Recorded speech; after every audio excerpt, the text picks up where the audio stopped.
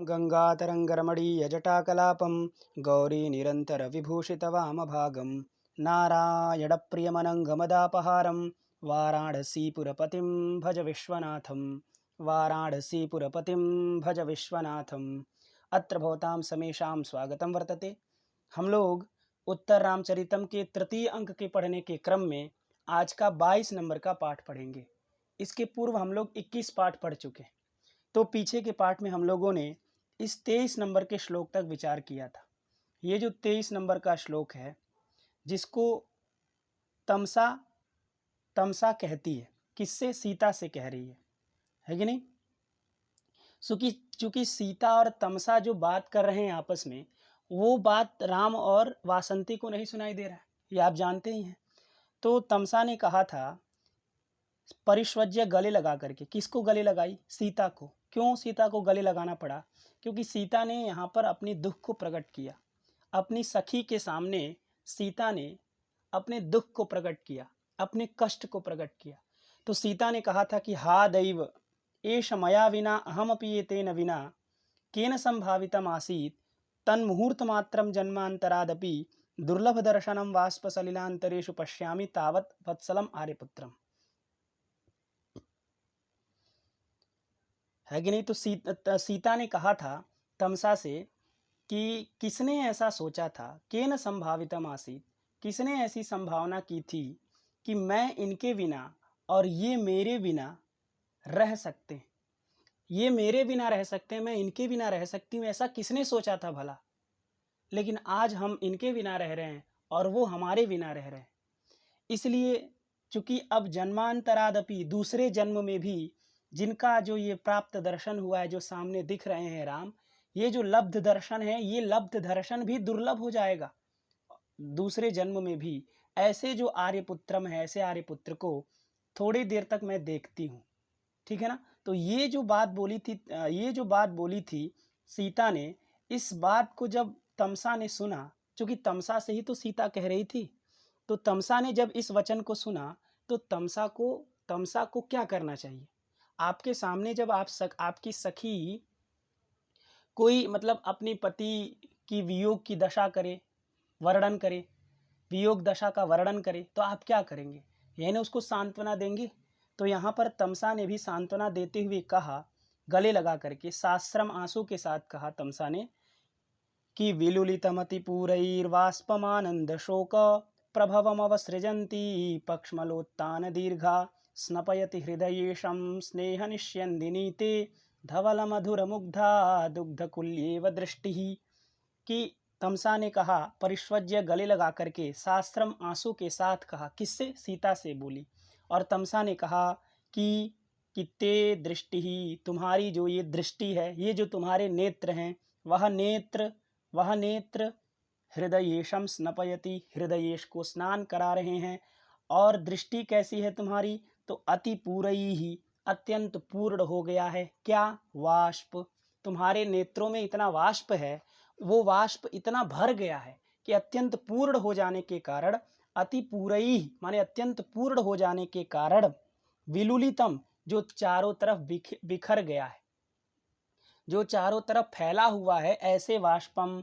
और ऐसे वाष्पम, और वाष्पम किस चीज का है? तो आनंद शोक प्रभवम, आनंद और शोक से जो उत्पन्न है, ऐसे जो वाष्पम है, ऐसे वाष्पम को अवसृजंती, बहाती हुई ते दृष्टि ही, तुम्हारी दृष्टि जो है ऐसी दृष्टि है जो जिस दृष्टि में इतने जल भराए हैं, इतने आंसू भराए हैं कि वो सारे आंसू गिर रहे हैं नीचे।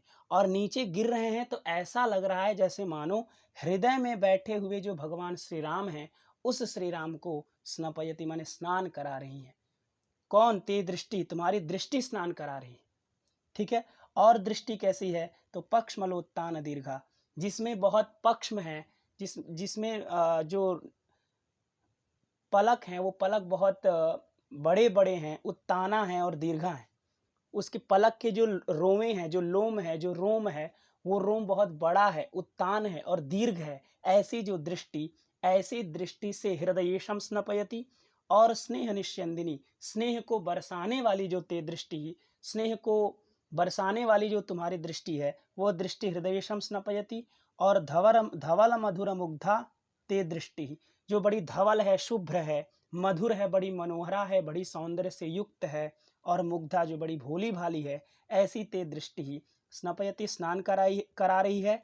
और कैसी, तो दुग्ध कुल्या इव, दूध की नहर की तरह तुम्हारी दृष्टि है।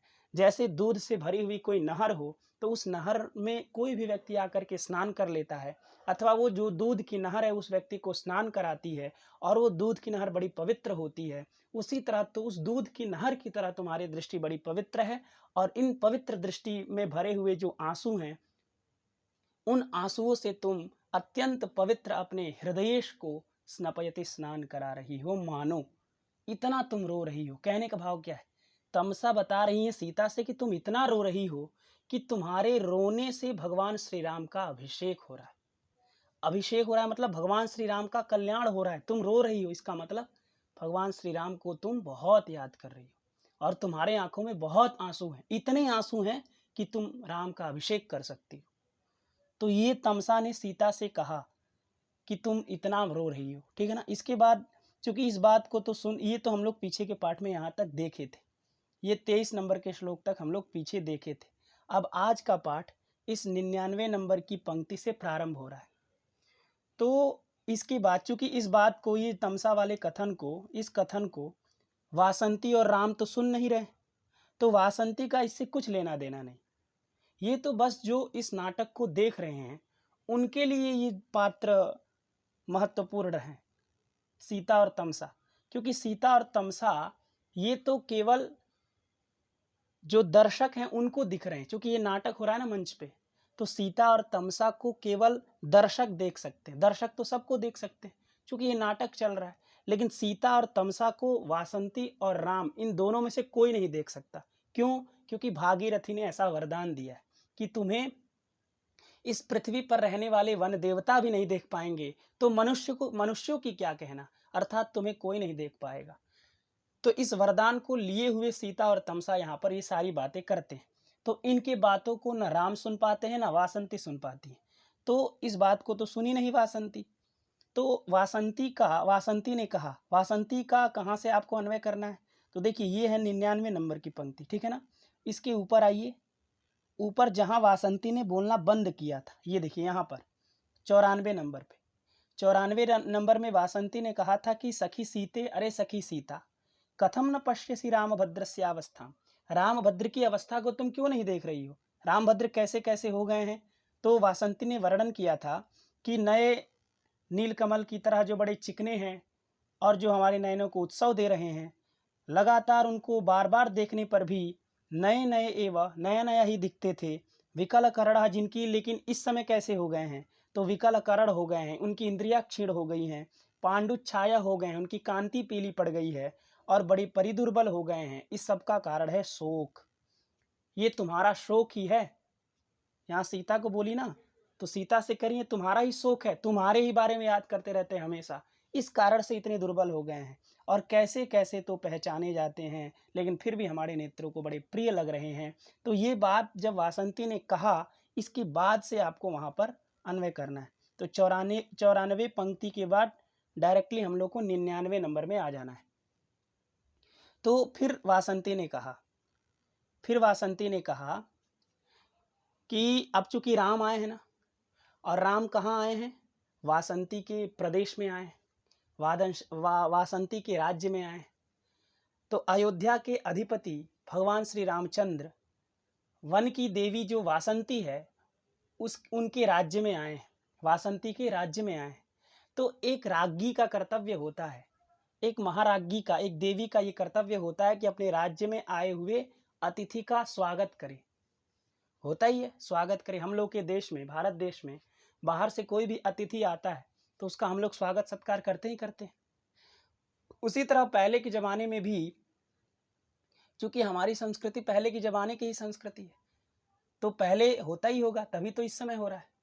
इसलिए पहले कैसे होता था, पहले किस तरह का स्वागत करते थे, है कि नहीं। क्योंकि ये जो वासंती है ये वन की देवी है, और वन में कोई ऐसा तो व्यक्ति होगा नहीं, है कि नहीं, जो स्वस्ति न इंद्रो वृद्धश्रवाहा इस मंत्र का उच्चारण करके स्वागत करे। इस प्रकार का कोई व्यक्ति तो वहां मिलेगा नहीं।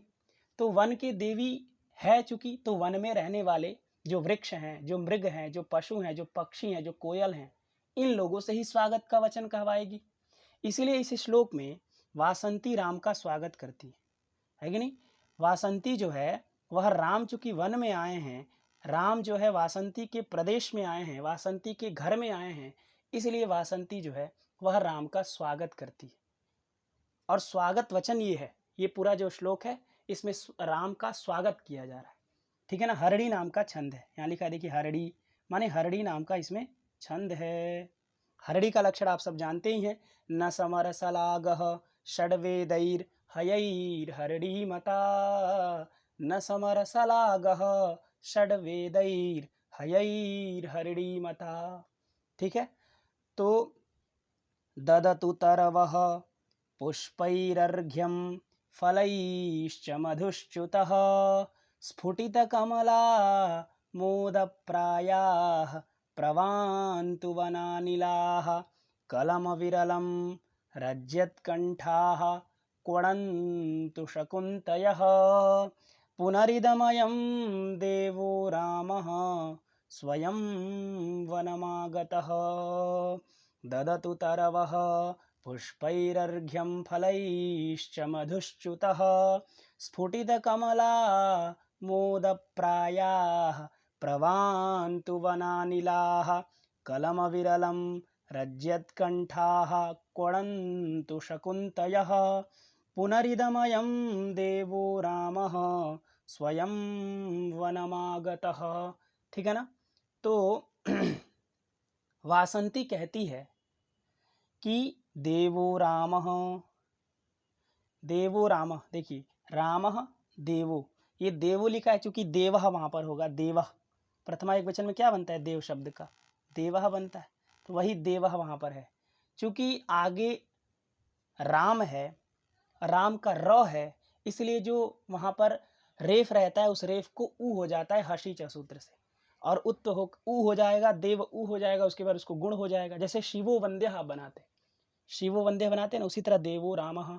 तो रामः देवः, रामदेव, रामदेव वनम आगतः, वन को आए हैं, देवो रामः वनम आगतः, देवराम रामदेव वन को आए हैं।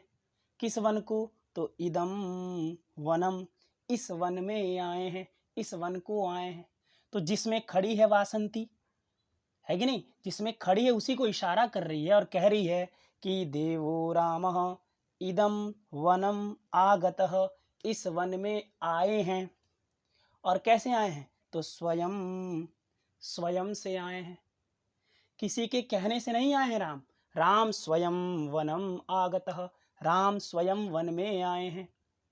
पिछली बार जब राम आए थे तो कैकई दशरथ के कहने से आए थे, लेकिन इस समय स्वयं वनमागतः, ठीक है ना।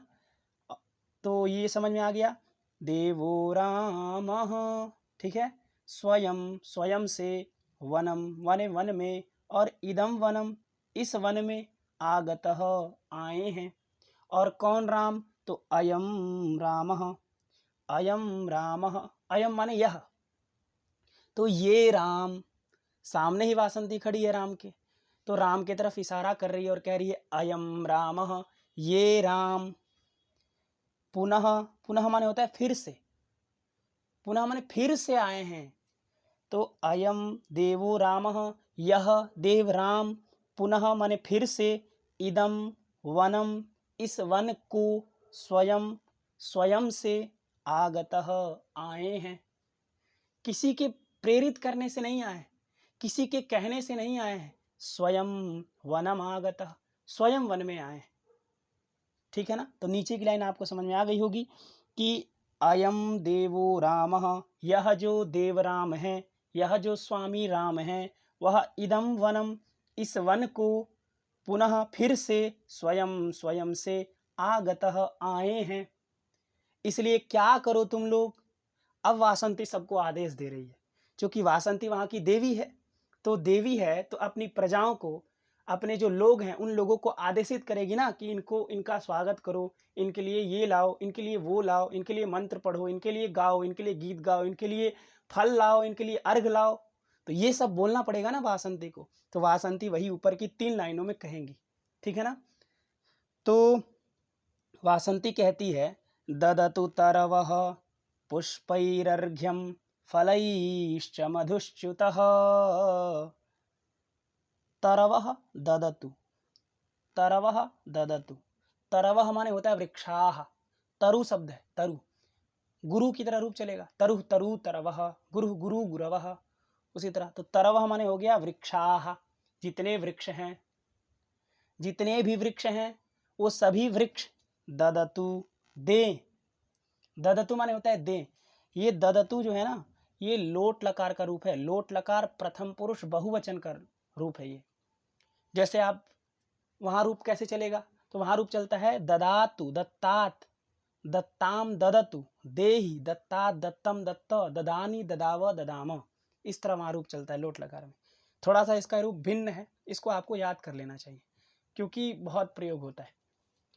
तो ददतु तरवः, तरवः माने वृक्षाः, ददतु माने दे। क्या दे, क्या दे भाई, तो अर्घ्यम, पुष्पैः अर्घ्यम लिखा है, पुष्पैर उसमें रेफ को विसर्ग कर लीजिए, तो पुष्पैः अर्घ्यम। अर्घ्य, अर्घ्य माने होता है पूजा करने योग्य। जो अर्घ्य होता है, आप जानते हैं अर्घ्य किस चीज का बनता है, उसमें जल रहता है, उसमें रोली रखते हैं, उसमें अक्षत रखते हैं, उसमें पुष्प रखते हैं, ये सब मिला करके हम लोग अर्घ्य देते हैं, है कि नहीं। तो वासंती भी कह रही है कि तरवः ददतु, वृक्ष दे, क्या दे, तो अर्घ्यम। तो तरवः अर्घ्यम ददतु, वृक्ष अर्घ्य दे। किस चीज से अर्घ्य दे वृक्ष, वृक्ष किस चीज से अर्घ्य दे सकते हैं, वृक्ष पर क्या होता है। एक तो वृक्ष पर क्या होता है, फल होते हैं, दूसरा उस पे फूल भी होते हैं। इसलिए दो ही चीज यहाँ पर वासंती ने कहा, और कहा कि तरवः पुष्पैः, पुष्पों के द्वारा, और फलैश्च, च माने और, तो पहले पुष्पैः और च माने और, फलैः अर्घ्यम ददतु, ठीक है ना। तो तरवः पुष्पैः फलैश्च अर्घ्यम ददतु, जो वृक्ष हैं वह पुष्पों के द्वारा और फलों के द्वारा अर्घ्य को दे। अर्घ्य को दे, किसके लिए दे भाई, तो राम को दे, है नहीं। यहाँ स्पष्टतया नहीं लिखा है शब्दों से कि राम के लिए दे, लेकिन अर्थतः तो वही उन्हीं को कहा जा रहा है। क्यों, क्योंकि दे अयम देवो रामः स्वयं वनमागतः, यह जो देव राम है वह स्वयं से वन में आए हैं, इसलिए तरवः पुष्पैः फलैश्च अर्घ्यम ददतु। बात समझ में आ गई। तो ऊपर की लाइन, ददतु तरवः पुष्पैरर्घ्यम फलैश्च मधुश्च्युतः, और ये मधुश्च्युतः विशेषण है किसका, तरवः का। कैसे वृक्ष, वृक्ष भी बहुत सारे हैं। जैसे आपके देश में कोई बाहर से अतिथि आए, तो देश में भी बहुत सारे लोग हैं जो कि बहुत अच्छा स्वस्तिवाचन मंत्र पढ़ेंगे, कुछ ऐसे हैं जो स्वस्तिवाचन अच्छा नहीं पढ़ पाते, तो इसलिए हम लोग भी मना कर देते, कहते नहीं आप स्वस्तिवाचन नहीं करेंगे। उसी तरह यहाँ पर वासंती भी कह रही है कि सभी वृक्ष अर्घ्य नहीं देंगे। कैसे वृक्ष देंगे, तो उसके लिए कहा जा रहा है क्या, मधुश्च्युतः, जो तरवः। मधु माने होता है रस, मकरंद, और च्युत माने होता है गिराना। तो मधुनी श्चोतंती, श्चोतंती माने क्षरंती, इति मधुश्च्युतः, जो मधु को बरसाने वाले हैं, जो मधु को गिराने वाले हैं, जो मधु को चुआने वाले हैं, जो रस को चुआने वाले हैं, ऐसे जो तरवः, ऐसे जो वृक्ष हैं, वह वृक्ष पुष्पैः फलैश्च अर्घ्यम ददतु, पुष्पों के द्वारा और फलों के द्वारा अर्घ्य दे, है कि नहीं। यहाँ पर च्युतिर क्षरणे धातु है, च्युतिर क्षरणे, क्षरण अर्थ में, क्षरण माने होता है गिरना। तो जो मधुनिश्चोतंती, जो मधु को गिराते हैं, जो मकरंद गिराते हैं, जो रस बरसाते हैं, और ऐसे तरु हो, ऐसे तरु पुष्पों के द्वारा और फलों के द्वारा अर्घ्य को दे। ऐसे पुष्प, ऐसे वृक्ष ना दे जिन वृक्षों में कोई रस ही नहीं है, ऐसे वृक्ष ना दे जिन वृक्षों में कोई रस नहीं है, कोई आनंद नहीं है, कोई खुशबू नहीं है। ऐसे वृक्ष बिल्कुल अर्घ्य न दे। कौन दे? तो मधुश्च्युतः, जो तरवः, ऐसे जो वृक्ष हैं वह वृक्ष, पुष्पैः, पुष्पों के द्वारा, और फलैश्च, और फलों के द्वारा, अर्घ्यम ददतु, अर्घ्य को दें। ठीक है, तो ऊपर की लाइन आपको समझ में आ गई। फिर देखिए, पहले अर्घ्य तो दे दिया गया राम को, किसके द्वारा? पुष्पों के द्वारा और फलों के द्वारा। ये अर्घ सब सर्वप्रथम अर्घ दिया गया। उसके बाद क्या किया गया? स्फुटित कमला मोद प्रायाः प्रवान्तु वनानिलाः। वनानिलाः, वनस्य अनिलाः इति वनानिलाः। वन के जो अनिल हैं, अनिल माने होता है वायु, तो अनिलाः माने वायवः, पवनाः। जो वन के पवन हैं, जो वायु हैं, है कि नहीं? तो वन के जो वायु हैं वह प्रवान्तु, वह बहे, वन की वायु बहे, वन की पवनें चले, वन की पवन चले। अब जब राम आए हैं, सर्वप्रथम उनको अर्घ दिया गया उनके चरणों में। अब सुंदर सुंदर सुंदर सुंदर हवा बहे। और कैसी हवा बहे? तो हवा का भी विशेषण है, स्फुटित कमला मोद प्रायाः, जो वनानिलाः, है कि नहीं? देखिए, स्फुटित और कमल, तो स्फुटितानि यानी कमलानि इति स्फुटित कमलानि, यहाँ पर समास कर लीजिए आप, कर्मधारय है। जो स्फुटित कमल है, स्फुटित माने होता है जो खिले हुए हैं, है कि नहीं? जो खिले हुए हैं ऐसे कमल। कमल भी दो, एक होता है जो बंद रहता है कमल, खिला हुआ अभी नहीं रहता है, लेकिन ऐसे कमल जो कि अभी स्फुटित हैं अर्थात खिले हुए हैं, ऐसे खिले हुए कमलों का जो आमोद है, आमोद माने होता है सुगंध, आमोदः माने सुगंधा, तो आमोद माने हो गया सुगंध। तो खिले हुए कमल के सुगंध हैं प्रायः माने अधिकतर जिस वनिल में, जिस वनानिल में, जिस वन की वायु में। ऐसे वन की वायु बहो, जिस वन की हवा में, जिस वन के पवन में खिलते हुए कमल की सुगंध की बहुलता है। प्रायः माने होता है बाहुल्य, बहुत अधिक। तो अधिक क्या रहे उस वायु में? अधिक क्या रहे? खिलते हुए कमल की सुगंध रहे।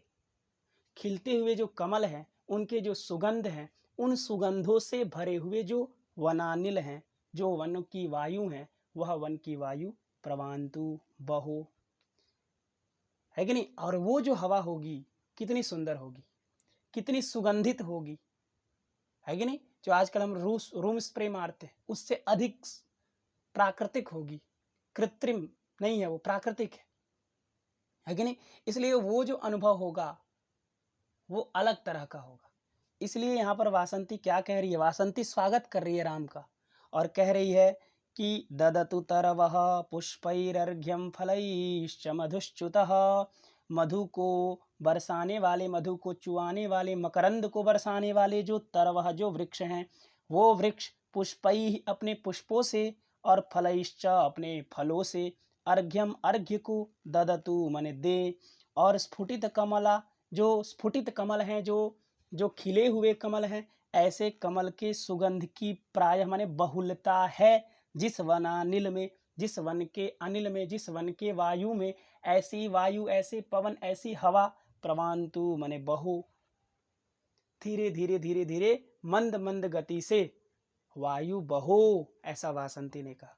और वायु कैसा होना चाहिए? तो खिले हुए कमलों की सुगंध को लिए हुए वायु बहना चाहिए, ठीक है ना? प्रवान्तु में देखिए प्र उपसर्ग है और वा गति गंधनयो धातु है, और ये तु वान्तु ये रूप बनाया। वान्तु बनेगा आपका लोट लकार प्रथम पुरुष बहुवचन में, ये भी वही बना लोट लकार प्रथम पुरुष बहुवचन में, और ये भी वही बना लोट लकार प्रथम पुरुष बहुवचन में। मतलब आदेश दिया जा रहा है, क्योंकि आदेशार्थक लोट लकार होता है कि नहीं? लोट लकार किन अर्थों में होता है? विद्यादि अर्थों में होता है, अर्थात विधि, निमंत्रण, निमंत्रण, आमंत्रण, अधीष्ट, संप्रश्न, प्रार्थना, इन अर्थों में होता है। तो चूंकि यहाँ पर आदेश दे रही है वासंती, इसलिए लोट लकार का प्रयोग है, ठीक है ना? तो वनानिलाः प्रवान्तु, वन की जो वायु है वो वान्तु नहीं लिखा, प्रवान्तु, अच्छी तरह से बहो।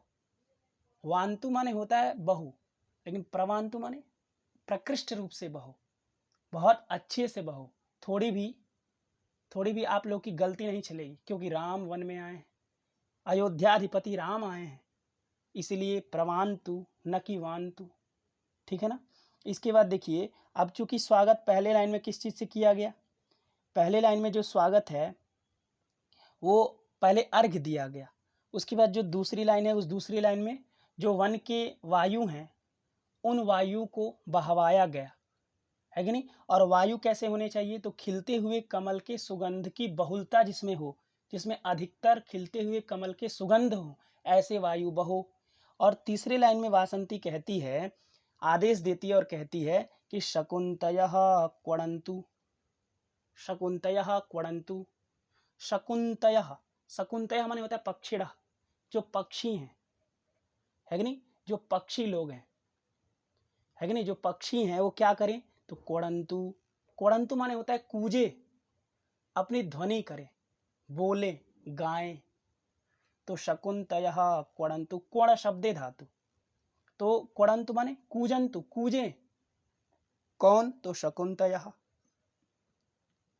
जो पक्षी हैं वह क्वणन्तु, वह शब्द करे, वह आवाज करे, वह गाएं, वह स्वस्तिवाचन करे, वह मंत्र बोले। हम लोग भी तो करते हैं, हम लोग मंत्र बोलते हैं। तो पहले लाइन में क्या की वासंती कि अर्घ दिया गया, तो हम लोग भी अर्घ देते हैं पहले कोई आता है अतिथि तो। उसके बाद जब वो प्रवेश करता है अंदर, चूंकि गेट पे अर्घ दिए, फिर वो जब अंदर प्रवेश किया, तो प्रवेश करने के बाद हम क्या करते हैं, चूंकि नीचे पूरा हम लोग सजाए रहते हैं, अच्छे से फूल वूल से सजाए रहते हैं ताकि सुगंध उनको अच्छा आए, है कि नहीं। उस फूल पर चलते हैं वो लोग, अतिथि लोग, है कि नहीं। तो उस फूल पर चलते हैं, तो वहाँ यहाँ भी देखिए पहले, उसके बाद फूल से भरे हुए मतलब खिलते हुए कमल की सुगंध की बहुलता है जिस वनानिल में, जिस वन के वायु में, ऐसे वायु को बहवाया गया। उसके बाद तीसरी में क्या किया गया, तीसरे पंक्ति में, उसके बाद हम लोग क्या करते हैं, तो स्वस्ति वाचन शुरू करते हैं, है कि नहीं। स्वस्ति वाचन शुरू करके उसको अंदर प्रवेश कराते हैं। तो फिर उसके बाद तीसरी लाइन में वासंती ने भी क्या किया, स्वस्ति वाचन कराया, है कि नहीं, मैंने वाणी से उनका स्वागत करवाया और कहा शकुन्तयः क्वणन्तु। जो शकुंत हैं, जो पक्षी हैं, वह क्वणन्तु, वह शब्द करें, वह बोले, वह गाएं, पक्षी गाएं। और कैसे पक्षी गाएं, सब पक्षी ना गाएं, सभी को गाने की जरूरत नहीं, कौवा ना गाए, क्योंकि कौवा गाता है तो उसकी वाणी अच्छी नहीं लगती, है कि नहीं। इसलिए कौन गाए, तो रज्यत कंठाः, जिसके कंठ में रज्यत माने राग है, रज्यन्तः कंठाः इति रज्यत कंठाः, मतलब राग युक्ताः कंठाः, ऐसे शकुन्तयः गाएं जिनका कंठ, जिनकी गला बड़ा रज्यत है, बड़े राग से युक्त है। रज्यत में रंज रागे धातु से क्षत्रिय करके रज्यत बनाया, अर्थात जिसमें राग है ऐसा कंठ, मतलब राग है जिस कंठ में, ऐसे जो शकुंत, ऐसे जो पक्षी, और ऐसे पक्षी क्वणन्तु, ऐसे पक्षी शब्द करें, है कि नहीं। और कैसे शब्द करें, तो कलम, कलम माने होता है मधुरम, अत्यंत मधुर शब्द करें। और अविरलम, अविरलम का मतलब होता है निरंतरम, लगातार, है कि नहीं। विरल माने होता है रुक जाना बीच में, लेकिन अविरलम माने निरंतरम, सततम, लगातार शब्द करें, लगातार। कलम बहुत मधुर, क्वणन्तु कूजे, शब्द करें, बोले, गाएं, गीत गाएं। कौन, तो शकुन्तयः। और कैसे शकुन्तयः, तो रज्यत कंठा, रागयुक्ताः कंठा, जिसका राग से युक्त है कंठ, जिसके कंठ में राग है कि नहीं, जिसके कंठ में राग है, ऐसे शकुन्तयः, ऐसे पक्षी क्वणन्तु, शब्द करें। बात समझ में आ गई। तो पहली लाइन में वासंती ने आदेश दिया सभी वन में रहने वाले अपने प्रजाओं से, कहा कि तरवः, जो मधुश्च्युता, मधु को बरसाने वाले, मकरंद को बरसाने वाले, रस को बरसाने वाले, जो तरवः, जो वृक्ष हैं, वह पुष्पैः फलैश्च, पुष्पों के द्वारा और फलों के द्वारा, अर्घ्यम ददतु, अर्घ्य को दें। और खिलते हुए कमल के सुगंध की बहुलता है जिस वनानिल में जिस वन की वायु में, जिस वन के पवन में, ऐसे पवन प्रवान्तु, ऐसे पवन बहे। और कलम विरलम, कलम माने होता है मधुरम, और अविरलम माने निरंतरम, माने लगातार मधुर लगातार मधुर ध्वनि को क्वड़ंतु कूजो शकुंतया शकुंत लोग। पक्षी लोग लगातार, बीच में रुकना नहीं है। हम लोग भी जब स्वागत करते थे तो हम लोग भी बीच में नहीं रुकते।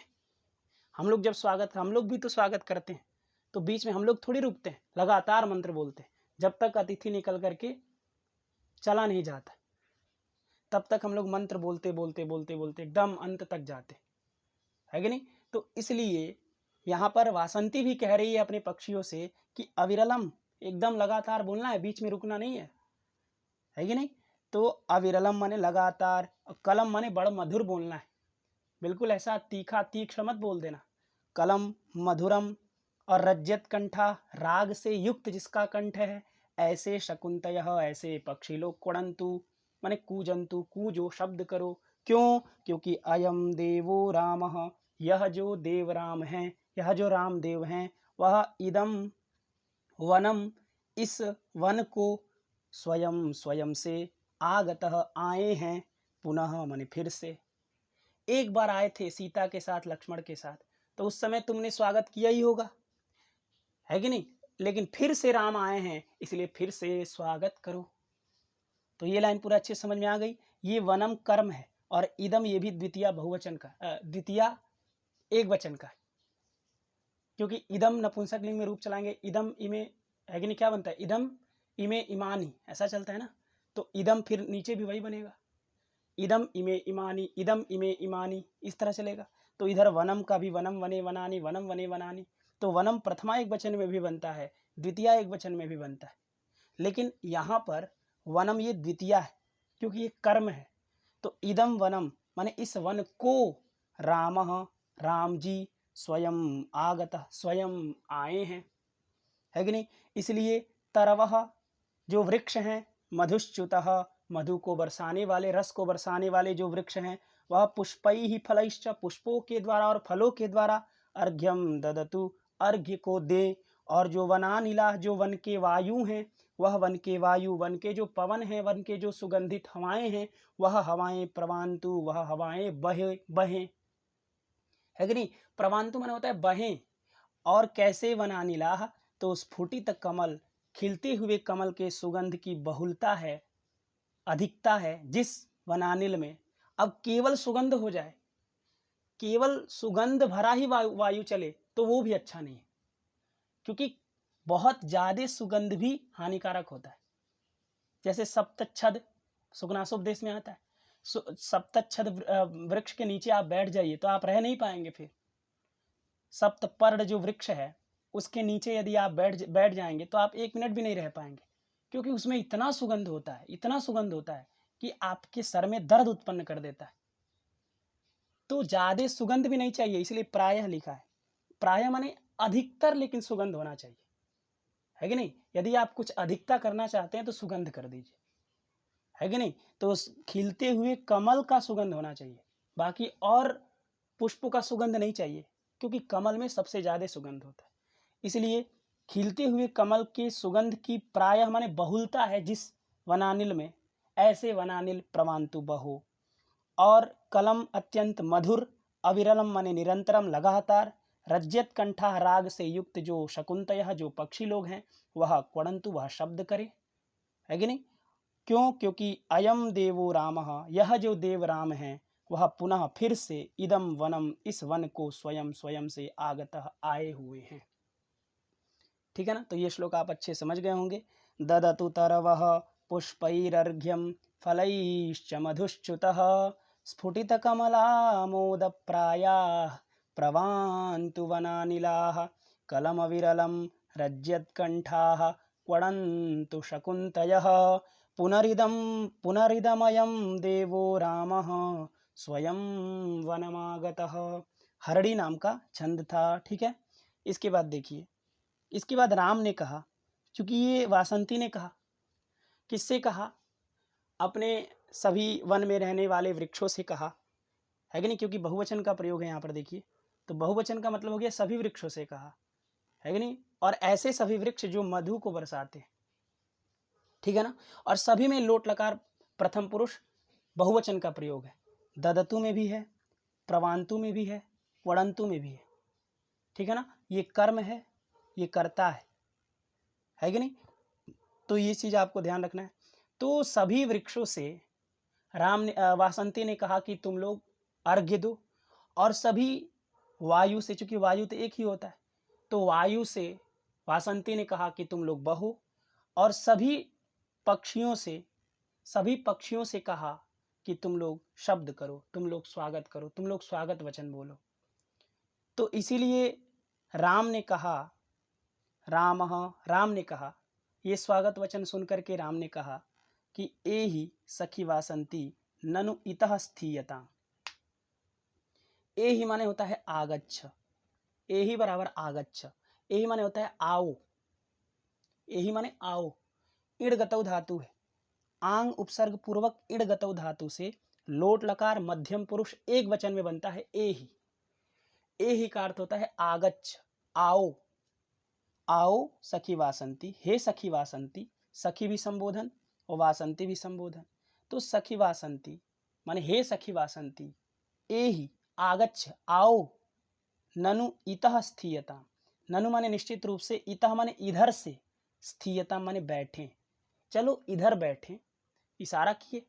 वासंती के साथ राम खड़े हैं, तो खड़े खड़े राम का स्वागत की वासंती ने। पहले अर्घ्य दिलवाया, उसके बाद अपने वन में रहने वाले वायु से कहा कि तुम लोग बहो, सुगंधित हवाएं बहाओ, और पक्षियों से कहा, शकुंतों से कहा कि तुम लोग शब्द करो, स्वागत का वचन बोलो। तो इसके बाद जब स्वागत हो गया राम का, तो राम ने कहा कि ए ही सखी वासंती, सखी वासंती, चलो इतः स्थीयताम, इधर से बैठते हैं, चलो इधर बैठते हैं, ठीक है। तो उसके बाद दोनों लोग, फिर वासंती ने कहा उपविश्य, बैठ करके। अब राम ने कहा ना कि इधर से चलो बैठते हैं, तो वासंती गई और बैठ गई। तो बैठ करके शास्त्रम, शास्त्रम माने होता है आश्रय ही सहितम शास्त्रम, आंसू के साथ वासंती बोली।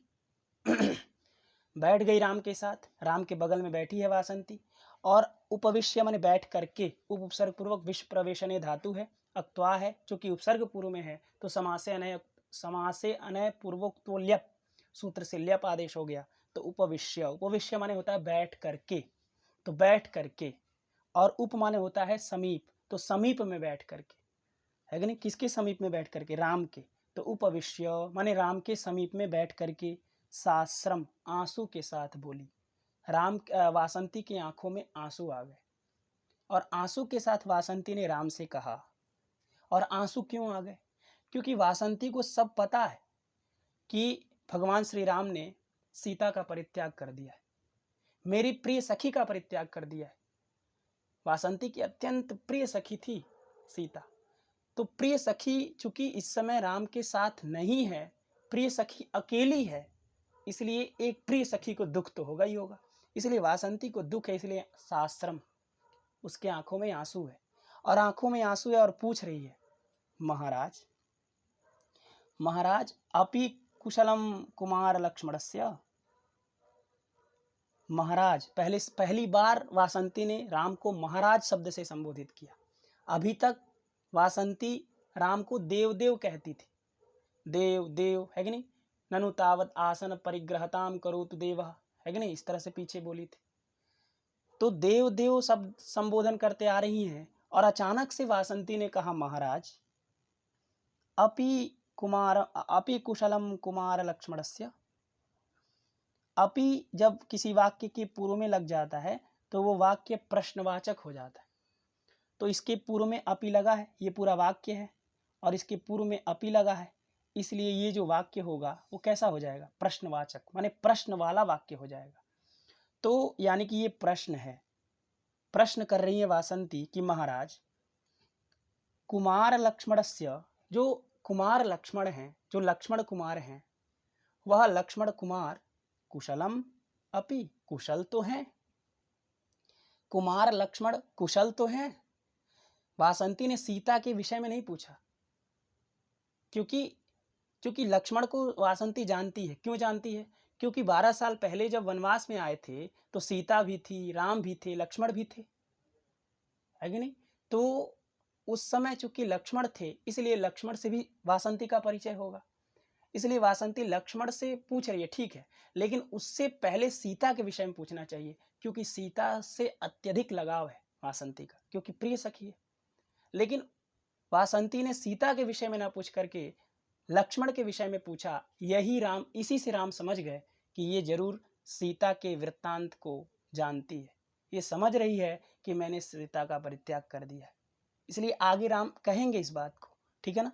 तो अभी ये देखिए कि वासंती ने कहा कि महाराज, कुमार लक्ष्मणस्य कुशलम अपि, माने कुमार लक्ष्मण का कुशल तो है, कुशल तो है कुमार लक्ष्मण, ठीक है। राम ने कहा अनाकरणम अभिनीय। आकरणम माने होता है सुनना, और अनाकरणम माने होता है न सुनना। तो न सुनने का अभिनीय माने अभिनय करके, ऐसा अभिनय कर रहे हैं कि उन्होंने सुना ही नहीं, है कि नहीं। क्यों ऐसा अभिनय कर रहे हैं? क्योंकि ये नहीं चाह रहे हैं कि ये सबका हालचाल पूछे और मुझे पूर्व वृत्तांत याद दिलाए। सीता का मैंने परित्याग कर दिया, ठीक है, अब लेकिन ये प्रश्न कर करके उस बात को पुनः न दोहराए, उस बात को मैं प्रकट ना करूं, ये राम चाह रहे हैं। इसीलिए अनाकरणम, नहीं सुनने का अभिनय कर रहे हैं, ऐसा अभिनय कर रहे हैं कि उन्होंने इस वचन को सुना ही नहीं। ये जो ऊपर पूछी वासंती ने कि कुमार लक्ष्मण कुशल तो हैं, इस प्रश्न से कोई दिक्कत नहीं राम को। दिक्कत इस प्रश्न से है कि इसके आगे वाला जो प्रश्न पूछा जाएगा, क्योंकि जब राम लक्ष्मण का कुशलता पूछा जा रहा है, तो निश्चित रूप से सीता का भी पूछा जाएगा। तो इसलिए राम चाह रहे हैं कि ये प्रश्न का उत्तर ही ना दे, तो अगला प्रश्न ही ना आए। इसलिए राम अनाकरणम अभिनीय, अनाकरणम माने नहीं सुनने का, अभिनीय माने अभिनय करके। अभिनीय में अभि उपसर्ग है और ड़ीय प्रापड़े धातु है और उससे एक त्वा है, क्योंकि उपसर्ग पूर्व में है तो ल्यप है। तो अभिनीय माने अभिनय करके, अनाकरणम अभिनीय माने नहीं सुनने का अभिनय करके, है कि नहीं। नहीं सुनने का अभिनय करके राम ने एक श्लोक कहा, है कि नहीं, एक श्लोक कहा, और उन्होंने कहा, देखिए राम ने कहा किस छंद में है, तो मालिनी नाम का छंद, देखिए यहाँ पर लिखा है मालिनी, है कि नहीं, ये देखिए मालिनी लिखा है, तो मालिनी नाम का इस श्लोक में छंद है। और राम कहते हैं कर कमल वितीर्णैः अम्बुनिवार शष्पैः तरुशकुनि कुरंगान मैथिलीयान पुष्यत भवति मम विकारस्तेषु दृष्टेषु कोपि द्रव इव हृदयस्य प्रस्रवोद्भेदयोग्यः करकमलवितीर्णैः अम्बुनिवारशष्पैस्तरुशकुनिकुरङ्गान् मैथिलीयान् पुष्यत् भवति मम विकारस्तेषु दृष्टेषु कोपि द्रव इव हृदयस्य प्रस्रवोद्भेदयोग्यः। ठीक है, तो ये जो ऊपर का प्रश्न था वासंती का, इसको सुनकर के राम अनाकरणम अभिनीय, नहीं सुनने का अभिनय करके एक श्लोक कहते हैं। इस श्लोक में राम कह रहे हैं कि ये जो सामने वृक्ष है, ये जो शकुनी है, ये जो पक्षी है, और ये जो कुरंग, ये जो हिरण इधर उधर टहल रहे हैं, इन सब हिरणों को, इन सब वृक्षों को, इन सब पक्षियों को हमारी मैथिली ने बढ़ाया था, हमारी सीता ने बढ़ाया था। और इन सबको देख करके मेरे मन में एक ऐसा विकार उत्पन्न हो रहा है, ऐसा बदलाव आ रहा है जिसको मैं बता ही नहीं सकता, जिसको मैं व्यक्त ही नहीं कर सकता, और मेरे कठोर हृदय को भी जो द्रव बना दे रहा है, जो एकदम पानी बना दे रहा है, ऐसा यह विकार हो रहा है। ऐसा मेरे हृदय में बदलाव आ रहा है जिसको मैं बता नहीं सकता। कोई विकार है जिसको मैं बता नहीं सकता, अनिर्वचनीय है, जो कि मेरे इस कठोर हृदय को भी द्रव की तरह कर दे रहा है। इसी बात को राम इस श्लोक में कहते हैं, ठीक है ना। तो देखिए राम ने कहा कि मम हृदयस्य, मम माने मेरे, हृदयस्य माने हृदय का, मेरे हृदय का विकारः, मेरे हृदय का जो विकार है वह भवति, हो रहा है। मम हृदयस्य विकारः भवति, मेरे हृदय का विकार हो रहा है, मेरे हृदय में बदलाव आ रहा है, मेरा हृदय बदल रहा है। कब बदल रहा है? तो इस समय बदल रहा है।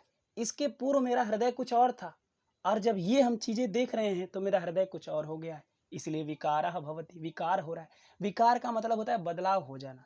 जैसे आप जिस तरह के आपकी आकृति है, आपका जो आकार है, आपका जो व्यवहार जिस तरह का है कि नहीं, तो उसमें यदि कुछ बदलाव आ जाए, है कि नहीं।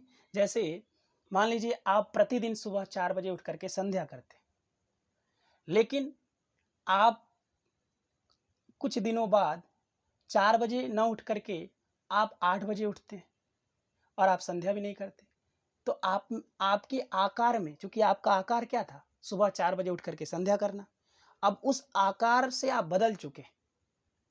तो जब बदल चुके हैं तो उसी को हम विकार कहते हैं। जब आपकी आकार में कोई विकार आ जाए, कोई बदलाव आ जाए, उसी का नाम विकार है। तो राम के हृदय का आकार क्या है? अब जब तक ये नहीं देखे हैं ऊपर की 2 लाइन वाला चीज, तो उसके पहले राम के हृदय का आकार ये है कि राम का हृदय बड़ा कठोर है। मतलब एकदम कठोर है, पिघलता नहीं है, किसी चीज से भावुक नहीं होता है, भावनाओं में नहीं फिसल जाता है। क्योंकि भावनाओं में फिसलना भी नहीं चाहिए, क्योंकि एक चक्रवर्ती सम्राट है, उनके राज्य में हजारों ऐसे प्रजाएं होंगी जो अपने आकर के रोती होंगी, गिड़गिड़ाते होंगे लोग, है कि नहीं। ऐसे दुश्मन भी होंगे जो इस तरह के षड्यंत्र करते होंगे। तो यदि सब पर इस तरह से भावनापूर्ण आचरण दिखाते रहे राम जी, तब तो उनका राज्य बड़ा संकट में हो जाएगा। इसलिए नहीं भी कठोर रहना ही चाहिए, गंभीरता रहना ही चाहिए। गंभीरता जब तक नहीं रहेगा तब तक आपकी बात कोई नहीं सुनेगा। कालिदास भी मेघदूत में कहते हैं कि जो मेघ, जैसे मेघ जो है, यदि भरा रहे पानी से तब उसको हवा नहीं हिला सकता, लेकिन यदि मेघ जल से खाली रहे तो कोई हवा आएगा उसको उड़ा के लेके चल देगा, उड़ा देगा। जो उसका मार्ग है उस मार्ग से उसके हटा करके उसको कहीं और फेंक देगा।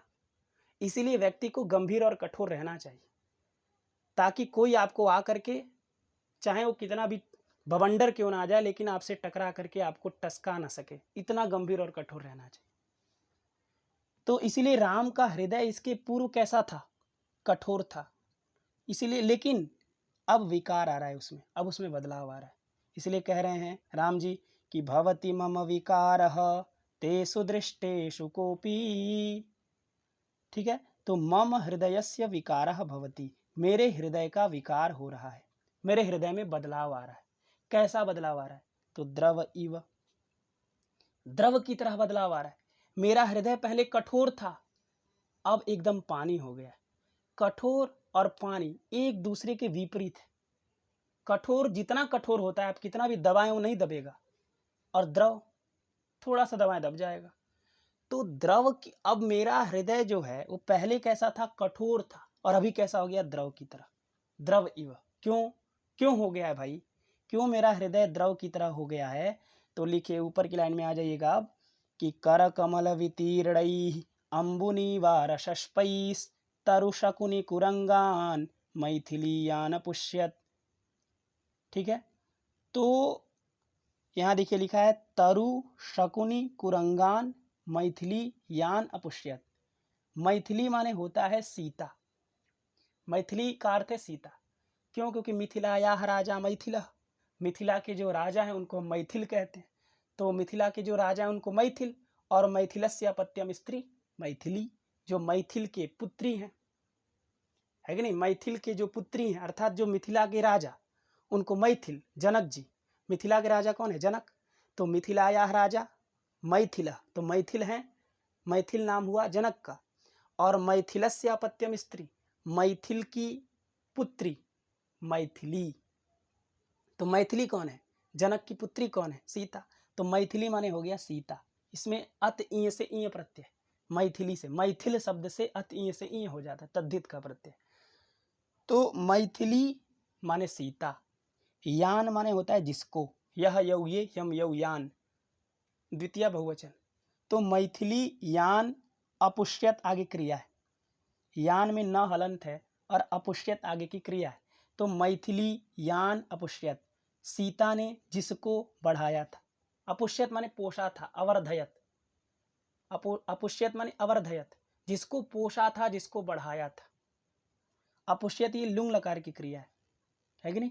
लुंग लकार प्रथम पुरुष एक वचन में बनता है। तो मैथिली चूंकि करता है, इसलिए क्रिया भी मैथिली जब प्रथमा विभक्ति एक वचन की है तो अपुष्यत क्रिया भी तो प्रथम पुरुष एक वचन की होनी चाहिए। इसलिए कर्ता भी एक वचन, प्रथमा एक वचन, और क्रिया भी प्रथम पुरुष एक वचन।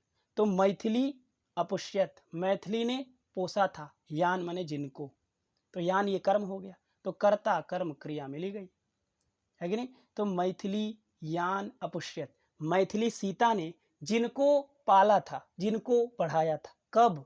12 साल पहले, है कि नहीं। तो मैथिली यान अपुष्यत, सीता ने जिनको बढ़ाया था, और जिनको में किनको किनको बढ़ाया था।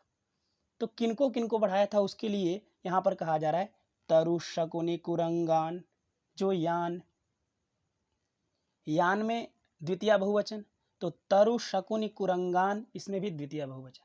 तो ये विशेषण है यान का, माने जिनको बढ़ाया था। तो किनको किनको बढ़ाया था, तो उसी के लिए लिखा जा रहा है कि तरु, तरु माने वृक्ष, ये स जो है वो ऊपर जाएगा, यहाँ विसर्ग सस्पई के पास, वहाँ जाके विसर्ग बन जाएगा, है कि नहीं। तो उस स को ऊपर भेज दीजिएगा अन्वय करते समय। तो तरु माने हो गया वृक्ष, तरु माने हो गया वृक्ष, और शकुनी माने होता है पक्षी, और कुरंग माने होता है हिरण, है कि नहीं। तो तरुश्च, शकुनिश्च और कुरंगश्च, है कि नहीं। अथवा बहुवचन में करना चाहते तो तरवश्च, शकुनयश्च और कुरंगाश्च इति तरुशकुनि कुरंगाः तान तरुशकुनि कुरंगान। अर्थात इसमें इतरेतर योग द्वंद्व समास है। तरु माने हो गया वृक्ष, शकुनी माने पक्षी, कुरंग माने हिरण। तो जिन वृक्षों को, जिन पक्षियों को और जिन हिरणों को, हिरण, हिरण से आपको पशु ले लेना, क्योंकि केवल हिरण को ही थोड़ी बढ़ाई थी, गज को भी तो बढ़ाई थी, आपने पीछे पढ़ के आ रहे हैं। तो इसीलिए हिरण जो है, हिरण का मतलब हो गया पशु। तो तरु को वृक्ष को, और शकुनी माने पक्षी को, और कुरंग माने हो गया पशु को, हिरण को। यान, जिन वृक्ष पक्षी और कुरंगों को मैथिली ने बढ़ाया था, तेषु दृष्टेषु, उनके देखने पर, तेषु दृष्टेषु, उनके देखने, उनको देखने पर। तो उनको देखने पर माने किनको किनको, उस तरु को, उस पक्षी को और उस हिरण को देखने पर। तेषु दृष्टेषु, उनके देखने पर, कोपी, कोई, कोपी माने होता है कोई भी, कोई, कोई अनिर्वचनीय, क्योंकि कोपी लिखा है कोई, हमें नहीं पता कि कौन सा, लेकिन कोपी विकारः भवति, कोई विकार हो रहा है। किसका? तो मम हृदयस्य, मेरे हृदय का, कोपी कोई अनिर्वचनीय अकथनीय, विकारः भवति, विकार हो रहा है, बदलाव हो रहा है मेरे हृदय का, है कि नहीं। तो यहां तक समझ में आ गया कि तरु माने वृक्ष हो गया, शकुनी कुरंग माने वृक्ष पक्षी और कुरंगों को, हरिणों को, जिन जिन वृक्ष शकुनी और कुरंगों को, हरिणों को मैथिली अपुष्यत, मैथिली ने बढ़ाया था, तेषु दृष्टेषु, उनको देखने पर। यहाँ हम सामने जब उनको देख रहे हैं तो कोपी विकारः, कोई विकार, कोई अनिर्वचनीय विकार मेरे हृदय का हो रहा है। मैं बता नहीं सकता कैसा मेरा हृदय महसूस कर रहा है, मैं किस तरह का अनुभव कर रहा हूं, मैं आपको व्यक्त नहीं कर सकता, है कि नहीं। और चूंकि ये जो तरु को, शकुनी को और कुरंग को बढ़ाई थी मैथिली ने, तो किन चीजों से बढ़ाई थी, क्या क्या खिला करके बढ़ाई थी, क्योंकि कोई ना कोई चीज खिला ही कर तो बढ़ाएंगी। तो उसको ऊपर की लाइन में बताती हैं और कहते हैं राम कि कर कमल वितीर्णैः अम्बुनिवार शष्पैः, इन्हीं के द्वारा इन तीनों लोगों को बढ़ाया गया था। इसलिए इसमें तृतीया है, क्योंकि ये कारण है, इन कारण से वो लोग बढ़े हैं, ये साधन है, इन साधनों से उनको बढ़ाया गया है। इसलिए जो साधन होता है वो करण होता है, साधकतमम करणम, और जो करण होता है उसमें तृतीया होती है, कर्तृकरणयोस् तृतीया से, है कि नहीं। तो कर कमल, कर कमल, कर माने होता है हाथ, और कमल माने होता है कमल। पद्म। तो कर कमल माने कमल की तरह जो कर है, कर कमल है कि नहीं, कर जो है वो कमल की तरह है कि नहीं। तो करौ कमले इव इति कर कमले, इस तरह समास कर दीजिए। किससे? तो उपमानानि सामान्य वचनैः सूत्र से। जैसे घन इव श्यामः, घन श्यामः करते हैं ना, है कि नहीं। लेकिन उससे नहीं होगा, उपमितम व्याघ्रादि भी सामान्य प्रयोगी सूत्र से होगा, है कि नहीं। उपमितम व्याघ्रादि भी सामान्य प्रयोगी सूत्र से यहाँ पर समास होगा। जैसे ना सिंह इव नृसिंह आप करते, उसमें सामान्य धर्म का अप्रयोग होता है, माने सामान्य जो धर्म है। जैसे मान लीजिए यहाँ पर हमने कहा कि कर जो है वो कमल की तरह है, तो कमल की तरह कर है, बस हमने इतना कह दिया। लेकिन ये नहीं आगे सामान्य धर्म जो साधारण धर्म होता है उसका हमने प्रयोग नहीं किया। हमने ऐसा नहीं कहा कि कमल की तरह हाथ कोमल है। अगर ऐसा कह देते कि करौ कमले इव कोमलम, तब वहां समास नहीं होता, फिर उपमितम व्याघ्राद भी सामान्य प्रयोगे से। लेकिन चूंकि हमने नहीं कहा है, साधारण धर्म का अप्रयोग है, सामान्य का अप्रयोग है, इसलिए उपमितम व्याघ्रादि भी सामान्य अप्रयोग सूत्र में ही कहता है सामान्य का अप्रयोग रहना चाहिए। तो यहाँ पर सामान्य का अप्रयोग है, इसलिए उसी सूत्र से समास होगा, ठीक है ना। तो अब देखिए, कर कमल, कमल की तरह जो कर हैं, जो हाथ हैं, ऐसे हाथों से वितीर्णई, वितीर्णई का मतलब होता है जो बांटा गया, है कि नहीं। वितीर्णई का मतलब होता है जो बांटा गया है। ऐसे क्या बांटा गया है भाई, है कि नहीं, क्या बांटा गया है। तो अंबु, नीवार और शस्प, ये बांटा गया है। किस चीज से बांटा गया है, तो कर कमल से। जो कमल की तरह कर हैं, जो हाथ हैं, ऐसे कमल की तरह जो हाथ हैं, ऐसे हाथों के द्वारा वितीर्णई माने बांटे गए जो अंबु, नीवार और शस्प हैं, ऐसे अंबु, नीवार और शस्पों के द्वारा तरुशकुनि कुरंगान यान, जिस तरुशकुनि कुरंग को मैथिली ने पोसा था, पाला था, बढ़ाया था, तेसु दृष्टेषु उनके देखने पर, उनको देखने पर, कोपि मम विकारः, कुछ अनिर्वचनीय विकार मेरे हृदय का हो रहा है, ठीक है ना। तो देखिए, कर कमल माने हो गया जो कमल की तरह जो कर हैं, ऐसे करों से वितीर्णई माने बांटा गया। अंबु माने होता है जल, और नीवार माने होता है धान्य, और शष्प माने होता है घास, तृण, ठीक है ना। तो क्या क्या बांटा गया था उन हाथों से, उन कर कमलों से क्या क्या बांटा गया था। तो लिखा है अंबु माने जल, तो जल से पाला गया था किसको। अब देखिए यहाँ पर ऊपर तीन है ना, तीन, एक दो तीन, नीचे भी तीन है, एक दो तीन, तो यथासंख्य मनुदेश समान व्याकरण में भी लगता है। तो उसी तरह यहाँ पर यथासंख्य लगा लीजिए, अर्थात क्रम से दे दीजिए। तो पहला जो है अंबु, वो दीजिए तरु को। पहला अंबु किसके पास जाएगा, तरु के पास। और दूसरा जो नीवार है वो किसके पास जाएगा, शकुनी के पास। और शष्प जो है वो किसके पास जाएगा, कुरंग के पास। ऐसा भी कर सकते हैं, ऐसा भी करते हैं। और एक ऐसा भी कर सकते हैं कि चूंकि अंबु से वृक्ष, ठीक है, अंबु से वृक्ष माने जल से वृक्ष बढ़ाया गया था, क्योंकि वृक्ष को केवल जल चाहिए और कुछ नहीं चाहिए, उसको ना धान चाहिए, ना शस्प चाहिए, ना घास चाहिए, केवल जल चाहिए। तो जल से वृक्षों को बढ़ाया गया था। और निवार माने होता है धान्य, तो धान्य से शकुनी को बढ़ाया गया था। शकुनी माने पक्षी, तो पक्षी को धान से तो बढ़ाया गया था, लेकिन साथ में उसको जल भी तो दिया गया था। अरे केवल खाना खिला देंगे, पानी नहीं देंगे, है कि नहीं। तो पक्षी को तो दाना दे रहे हैं, तो आप साथ में पानी भी पीना देना पड़ेगा। इसलिए शकुनी के को दोनों चीज़ों की ज़रूरत है। भले उसको घास नहीं चाहिए, शस्प नहीं चाहिए, लेकिन ये दोनों तो चाहिए ही चाहिए। इसलिए अंबु और नीवार से शकुनी को बढ़ाया गया था, पक्षी को बढ़ाया गया था, पोसा गया था। और शस्प माने होता है घास, तो घास से किसको पोसा गया था, कुरंग को, मृग को। तो केवल घास थोड़ी दिया जाएगा कुरंग को, उसको नीवार भी दिया जा सकता है, वो धान्य भी खाते हैं और अंबु जल भी पीते हैं। इसलिए आप ऐसा अन्वय करें तो ज़्यादा बेहतर है कि अंबु माने हो गया जल से वृक्षों को बढ़ाया गया था, और जल और नीवार से शकुनी को बढ़ाया गया था, और जल, नीवार और शस्प से, घास से, इन तीनों चीज़ों से कुरंग को बढ़ाया गया था।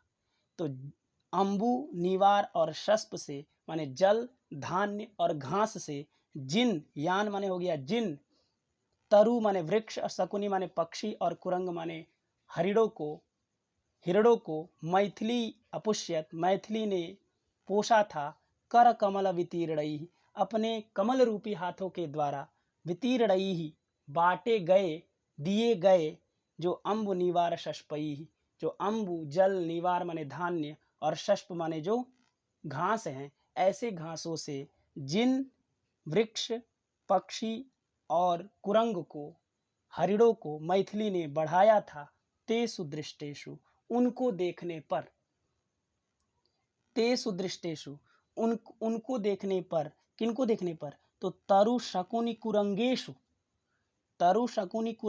दृष्टेषु, उन तरु शकुनी और कुरंगों को देखने पर, ये जो मैं सामने वृक्ष देख रहा हूँ, ये जो सामने कदम्ब का वृक्ष देख रहा हूँ, ये मैं जो पक्षी को देख रहा हूँ, ये शकुंत जिसने मेरा स्वागत किया, इन शकुंत पक्षियों को देख रहा हूँ, और ये जो इधर उधर टहल रहे गजशावक हैं, इधर उधर टहल रहे जो मृग हैं, पशु हैं, इन लोगों को देख रहा हूँ, तो कोपी मम हृदयस्य विकारः भवति, कोई मेरे हृदय में विकार हो रहा है। कैसा विकार, तो द्रव इव, द्रव की तरह विकार हो रहा है। विकार माने बदलाव होता है, तो कोई अनिर्वचनीय बदलाव हो रहा है मेरे मन में, जिसको मैं व्यक्त नहीं कर सकता। तो व्यक्त तो नहीं कर सकता, लेकिन इतना बता सकता हूँ कि किसकी तरह हो रहा है। तो उन्होंने, राम ने कहा कि द्रव इव, द्रव की तरह मेरा हृदय में विकार हो रहा है कि नहीं। और कैसे द्रव की तरह, तो एक और यहाँ पर उपमा देते हैं और कहते हैं, प्रस्रवोद्भेद योग्य जो द्रव, ऐसे द्रव की तरह, ये द्रव का विशेषण है, उपमा नहीं है, द्रव का विशेषण है। तो प्रस्रवोद्भेद योग्य जो द्रव, और ऐसे द्रव की तरह मेरा हृदय भवति माने हो रहा है। कैसे द्रव की तरह, कैसे जल की तरह, सामान्य जल नहीं है। इतना मेरा जो हृदय इतना कठोर था पहले, वह कठोर वज्र की तरह जो मेरा हृदय था, वह इनके देखने पर कोई विकार आ गया है, कोई बदलाव आ गया है, और वो बदलाव इतना इतना इतना भावुक है कि नहीं, जो कि द्रव की तरह हो गया, मेरे कठोर हृदय को एकदम पिघला दिया है। ये जो दर्शन है इन लोगों का, ये दर्शन पिघला दिया। क्यों? क्योंकि सीता हमारे पास है नहीं, और सीता ने जिसको बढ़ाया था, उसको देखने पर मेरे हृदय में कुछ अनिर्वचनीय विकार हो रहा है, और द्रव की तरह हो गया। और द्रव कैसा, थोड़ा मोड़ा द्रव नहीं हुआ है, द्रव इतना कि प्रस्रव माने होता है स्रोत, प्रस्रव माने होता है स्रोत। स्रोत का मतलब हो गया कि जहां से झरने गिरते हैं, उसको हम स्रोत कहते हैं। स्रोत का मतलब हो गया जहां बहुत सारे जल आकर के इकट्ठा होते हैं, और उसके बाद एक कोई चीज आगे निकलती है कि नहीं। जहां से मान लीजिए बहुत सारी चीजें आ गई, चारों तरफ से जल आ गया, इधर से भी, इधर से भी, इधर से भी, और उसके बाद अब नीचे से, अब वहां से पहाड़ से नीचे झरना गिरता है, तो जहां से गिरता है उसी चीज को हम स्रोत कहते हैं, ठीक है ना। तो उस स्रोत में बहुत अधिक जल होता है, बहुत चारों तरफ से जल आकर के वहां पर मिलते हैं। तो राम कह रहे हैं कि मेरे हृदय का जो विकार है वह द्रव की तरह है। और कैसे द्रव की तरह, तो ऐसे द्रव की तरह, ऐसे जल की तरह, जो मानो प्रस्रव माने होता है स्रोत, और उसको उद्भेद माने उत्पन्न करने में जो योग्य है, जो समर्थ है, ऐसे जल की तरह, ऐसे द्रव की तरह, जो मानो एक स्रोत बना दे। स्रोत बना दे मतलब जब स्रोत बनाना है, इसका मतलब बहुत जल चाहिए। तो इतना मेरा हृदय द्रव की तरह हो गया है, इतना द्रवीभूत हो गया है, इतना पिघल गया है, इतना सीता की याद आ रही है कि मानो एक मैं पूरा स्रोत बना सकता हूँ, जिसमें बहुत सारी नदियों की सहायता से स्रोत बनाया जाता है। मेरे हृदय में इतना द्रव है कि मैं अकेले बना सकता हूँ। बात समझ में आई कि मम हृदयस्य विकारः, मेरे हृदय का जो विकार है वह द्रव की तरह हो रहा है, एकदम पानी पानी हो गया है, द्रव की तरह हो गया है। और कैसे द्रव की तरह, कि प्रस्रव माने स्रोत, और उद्भेद माने उत्पन्न होता है।